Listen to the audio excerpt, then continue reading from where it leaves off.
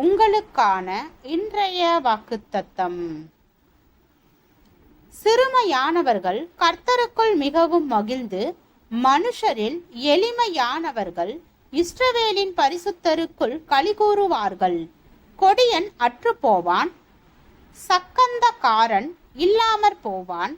ஒரு வார்த்தையின் நிமித்தம் மனுஷனை குற்றப்படுத்தி நியாய வாசலில் தங்களை கடிந்து கொள்ளுகிறவனுக்கு கண்ணி வைத்து நீதிமானை நிமித்தமாய் துரத்தி இப்படி அக்கிரமம் செய்ய வகை தேடுகிற யாவரும் சங்கரிக்கப்படுவார்கள்.